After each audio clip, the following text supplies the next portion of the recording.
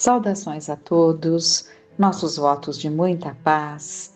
Sejam todos muito bem-vindos a mais um sábado, em que, para estudarmos as parábolas, os ensinamentos de Jesus, temos que buscar compreender melhor diversas passagens, diversas situações vivenciadas, experimentadas pelo Cristo, para que cada vez mais possamos alcançar os ensinos, o intuito dos seus ensinamentos, muitas vezes de certa forma velado para a grande maioria, por não estarem ainda em condições de apreender a essência do que ele vinha trazer. Mas ele veio ensinar para todos e para todos os tempos, não é? Então, aquilo que não seria compreendido, ele sabia que seria sementes que ficariam para germinar no decorrer das encarnações, no decorrer dos séculos, nas diversas experiências que viveríamos para buscar entender os seus ensinamentos. E essa empreitada ainda estamos buscando realizar, e queira a Deus que estejamos buscando realizar, né?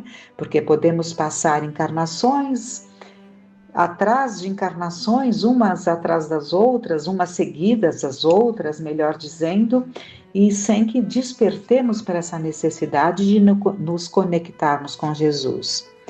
E vamos buscar hoje, então, para nos auxiliar nesse propósito, o capítulo 6 do livro Boa Nova, do Espírito Humberto de Campos, que é o Irmão X, psicografado pelo Chico Xavier, Fidelidade a Deus. Depois das primeiras prédicas de Jesus, respeito aos trabalhos ingentes que a edificação do reino de Deus exigia dos seus discípulos, esboçou-se na fraterna comunidade um leve movimento de incompreensão. Que, pois, a Boa Nova reclamaria tamanhos sacrifícios? Então o Senhor, que sondava o íntimo de seus companheiros diletos, os reuniu uma noite, quando a turba os deixara sós, e já algumas horas haviam passado sobre o pôr do sol. Então, à noite ali, Jesus na intimidade com os seus discípulos, quando o povo já havia se retirado, né? E ele busca acalmar aquelas incompreensões que começaram a surgir nos corações dos discípulos, né? Porque as primeiras preleções, né? As primeiras falas já tinham acontecido e eles estavam achando que seria muito sacrifício. O que seria isso que necessitaria de tanto sacrifício? Então vamos lá. Interrogando-os vivamente, provocou a manifestação dos seus pensamentos e dúvidas mais íntimas. Após escutar-lhes as confidências simples e sinceras, o mestre ponderou: na casa de Deus, a fidelidade deve ser uma das primeiras virtudes. Onde o filho e o pai, que não desejam estabelecer como ideal de união a confiança integral e recíproca, quer dizer, onde está, né?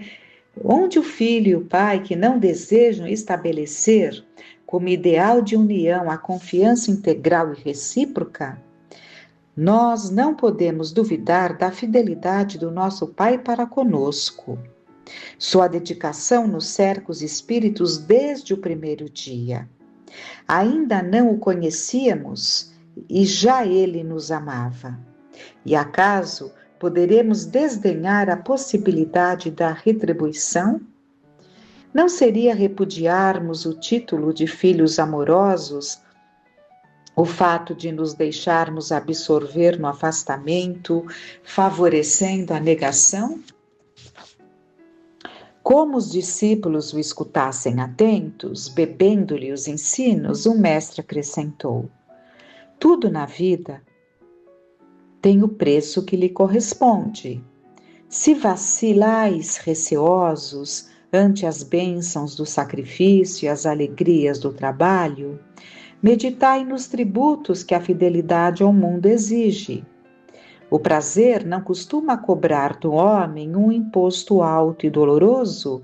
É uma pergunta que Jesus lança aos discípulos. O prazer não costuma cobrar do homem um imposto alto e doloroso? Quanto pagarão em flagelações íntimas o vaidoso e o avarento? Qual o preço que o mundo reclama ao gozador e ao mentiroso? Ao clarão alvocento da lua, como pai bondoso rodeado de seus filhinhos, Jesus reconheceu que os discípulos, diante das suas cariciosas perguntas, haviam transformado a atitude mental, como que iluminados por súbito clarão. Então eram discípulos preparados, claro, né? Eram discípulos que já vieram sabendo que seriam convidados por Jesus para segui-lo, né? Para auxiliá-lo nessa empreitada, nessa tarefa. Então, conforme Jesus ia esclarecendo, ia despertando neles um entendimento, né? Então ele percebeu que a atitude mental ali dos discípulos começou a mudar. Timidamente, Tiago, filho de Alfeu, então esse Tiago aqui, então vamos entender, né? Ali no grupo de discípulos havia 2 Tiagos. Um Tiago jovem, irmão de João, filho de Zebedeu, né? E esse era um Tiago mais velho, filho de Alfeu. Então, timidamente, Tiago, filho de Alfeu, contou a história de um amigo que arruinara a saúde por excessos nos prazeres condenáveis. Tadeu falou de um conhecido que, depois de ganhar grande fortuna, se havia tornado avarento e mesquinho, a ponto de privar-se do necessário para multiplicar o número de suas moedas, acabando assassinado pelos ladrões. Pedro recordou o caso de um pescador de sua intimidade que sucumbira tragicamente por efeito de sua desmedida ambição. Jesus, depois de ouvi-los, satisfeito, perguntou: Não achais enorme o tributo que o mundo exige dos que se apegam aos seus gozos e riquezas? Se o mundo pede tanto, por que não poderia Deus pedir-nos lealdade ao coração? Trabalhamos agora pela instituição divina do seu reino na terra. Mas desde quando estará o Pai trabalhando por nós? As interrogativas pairavam no espaço, sem resposta dos discípulos, porque, acima de tudo, eles ouviam a que lhes dava o próprio coração. Do firmamento infinito, os reflexos do luar se projetavam no lençol tranquilo do lago, dando a impressão de encantador caminho para o horizonte, aberto sobre as águas por entre deslumbramentos de luz. Enquanto os companheiros meditavam no que dissera Jesus, Tiago se lhe dirigiu nestes termos: Mestre, tenho um amigo de Corazim, que vos ouviu a palavra santificante e desejava seguir-vos. Porém, asseverou-me que o reino pregado pela vossa bondade está cheio de numerosos obstáculos, acrescentando que Deus deve mostrar-se a nós outros somente na vitória e na ventura. Devo confessar que hesitei ante as suas observações, mas agora, esclarecido pelos vossos ensinamentos, melhor vos compreendo e afirmo-vos que nunca esquecerei minha fidelidade ao reino. Essa colocação de Tiago foi importantíssima. Por quê? Primeiro, os discípulos fizeram colocações concordando ou ampliando, elucidando, que entenderam o que Jesus quis dizer, que a terra cobra muito de nós, né? Os prazeres que buscamos, o preço é muito alto. Dando os exemplos que deram, né? 3 ou 4 deram exemplos ali de conhecidos que se encontraram em situações muito difíceis por darem vazão a determinadas tendências, né? equivocadas. E essa colocação aqui do Tiago é muito, muito importante. Por quê? Porque ele está contando um momento em que os argumentos de um amigo que ouviu a Jesus e que teve vontade de seguir, né, não compreendeu por que a bondade estaria, assim, a bondade de Deus estaria, esse reino pregado pela bondade de Deus está cheio de numerosos obstáculos. E acrescentando que Deus deve mostrar-se a nós outros somente na vitória e na aventura. Então nós realmente, aquela lição do sol, né? Que olhando para o sol nós acabamos de ver, não é? Não conseguimos ver uma estrela de quinta grandeza, né? Imagine se víssemos ali, isso foi num outro momento que nós trouxemos uma comparação muito interessante sobre o sol, né? Porque se nós pensarmos no sol, olhar para o sol, Jesus fala isso num determinado momento. Se olharmos, melhor dizendo, estudando Jesus, num determinado momento, depreendemos o seguinte ensinamento: se olharmos para o sol, não conseguiremos fixar o sol mais que 5 minutos. Nem sei quanto conseguiríamos olhar para o sol, e é uma estrela de quinta grandeza, e não conseguimos. Imagine estrelas muito superiores ao nosso sol, de grandezas muito maiores, né? Então, como que nós queremos ver a Deus? Então, é no sentido de uma comparação de que não tem como nós vermos a Deus, né? Mesmo porque não fazemos nem ideia do que é Deus, não é de quem é Deus, porque Deus não é uma individualidade. E aprendemos, né? A doutrina nos ensina que Deus não se mostra para nós, né? Mas Deus, não podemos ver a Deus, mas Ele se revela através da sua criação, né? Então, essa pergunta de Tiago é muito importante, essa colocação, aliás, porque ele vacilou. Ele disse que, quando o amigo fez essas colocações, ele ficou pensando, né? Ele ficou pensando, devo confessar que hesitei ante as suas observações, mas agora estou entendendo, né? Muito bom. E aí a voz do apóstolo, na sua confissão espontânea, se revelava tocada de entusiasmo doce e amigo. E o Senhor, aproveitando a hora para a sementeira divina, exclamou bondoso: Tiago, nem todos podem compreender a verdade de uma só vez.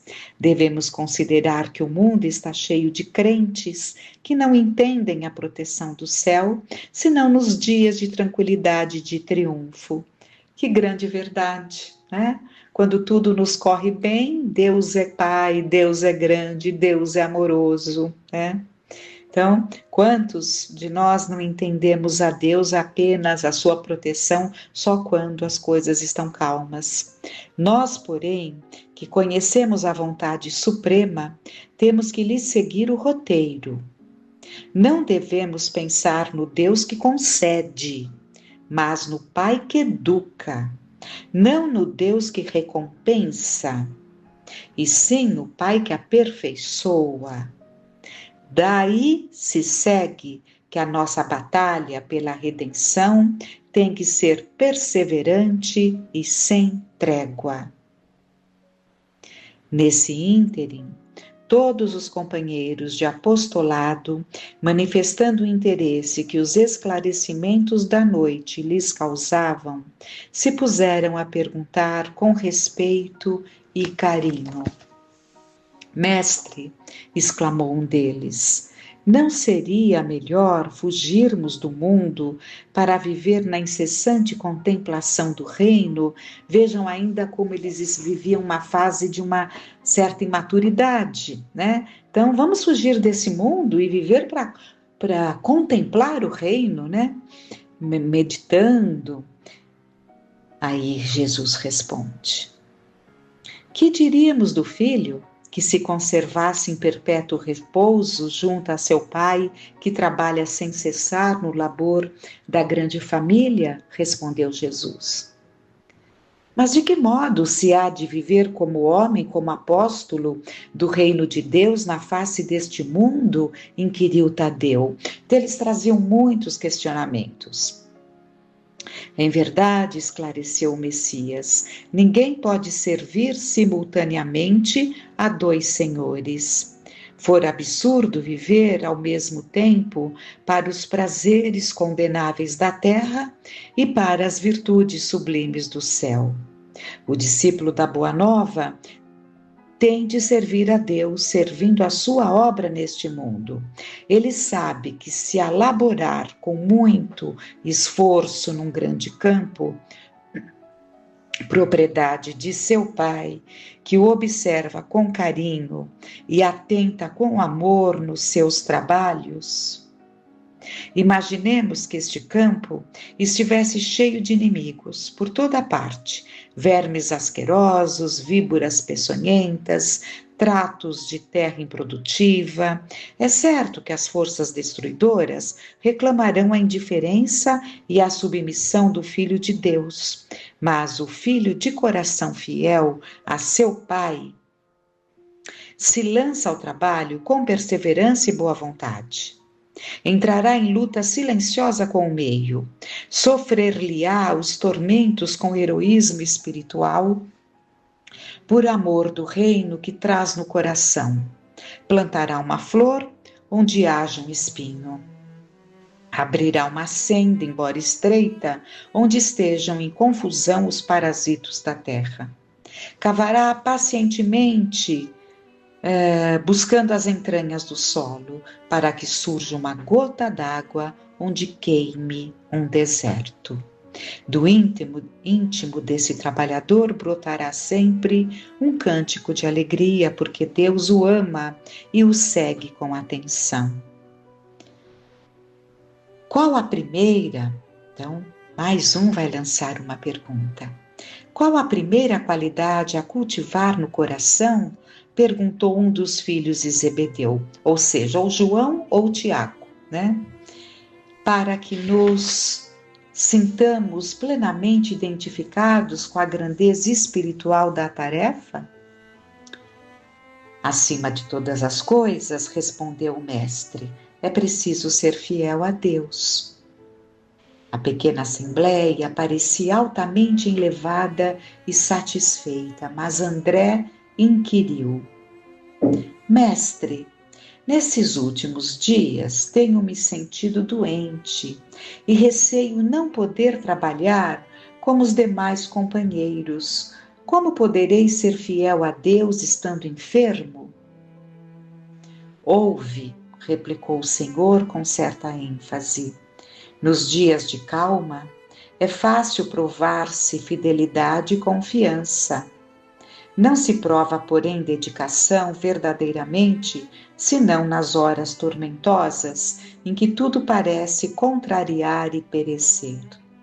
O enfermo tem consigo diversas possibilidades de trabalhar para nosso Pai com mais altas probabilidades de êxito no serviço. Tateando ou rastejando, busquemos servir ao Pai que está nos céus, porque nas suas mãos divinas vive o universo inteiro. André, se algum dia teus olhos se fecharem para a luz da terra, serve a Deus com a tua palavra e com seus ouvidos. Se ficares mudo, toma a si mesmo a charrua, valendo-te de tuas mãos.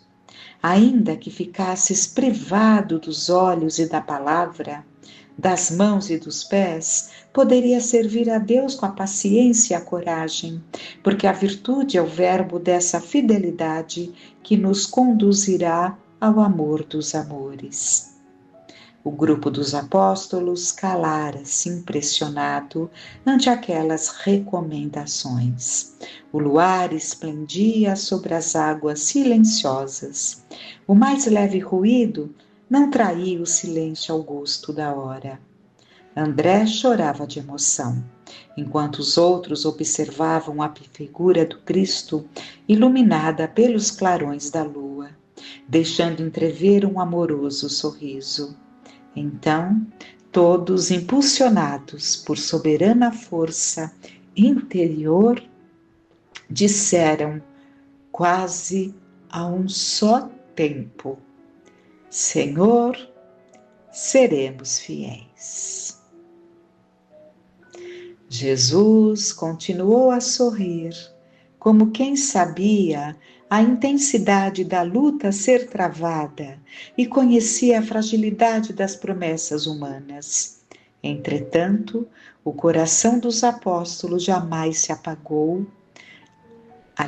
Entretanto, do coração dos apóstolos jamais se apagou a lembrança daquela noite luminosa de Cafarnaum, aureolada pelo ensinamento divino. Humilhados e perseguidos, crucificados na dor e esfolados vivos, souberam ser fiéis, através de todas as vicissitudes da natureza, e transformando suas angústias e seus trabalhos num cântico de glorificação, sob a eterna inspiração do Mestre, renovaram a face do mundo. É emocionante o trabalho dos discípulos, é emocionante, porque eles que vacilaram, eles que não compreendiam, eles que, mesmo tendo sido preparados, sabendo que teriam essa tarefa, essa missão abençoada, mas em muitos momentos não compreendiam a Jesus, porque com certeza não era fácil compreender aquele mestre que desdizia tudo que eles entendiam até então, trazendo a verdade, né? A verdade, e eles já achavam que tinham a verdade, né? Ali no judaísmo, e na verdade vem Jesus ali trazer um amor que até então eles desconheciam. E é emocionante perceber essa entrega, essa dedicação, essa superação desses discípulos que não eram perfeitos, porque se eles fossem espíritos muito preparados, Franciscos de Assis, nós não nos admiraríamos da tarefa bem cumprida, mas eles traziam questões, cada um a sua ou as suas, e muitas delas semelhantes às nossas. Então, é emocionante ver o que Jesus conseguiu emanar àqueles corações em tão pouco tempo, em 3 anos, e Jesus se dedicou demais a explanar, a falar, não era só quando estava explanando ali na intimidade, à noite. Eles estavam em Cafarnaum nesse momento. Cafarnaum é onde ficam ali as ruínas da casa de Pedro, né? Em Cafarnaum. Então lá era a casa de Pedro. E Jesus se reunia muito ali, né? Quando não estava em outras localidades, ele ficava muito ali na casa de Pedro. E então, né, que possamos nos inspirar, que esses discípulos nos inspirem, que nós consigamos alcançar os ensinamentos de Jesus para podermos cada vez mais aprofundar o seu evangelho. Nos firmemos nesses propósitos, nessa empreitada para esta encarnação, porque já são mais de 2000 anos, né? Ou 2000 anos, porque ele tinha 30, né?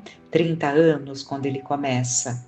Então, já temos 2000 anos, mais do que em tempo, de despertarmos para esse caminho abençoado que Ele nos traçou. Fiquemos em paz, que Deus e Jesus nos ampare, nos oriente, iluminando o nosso caminho.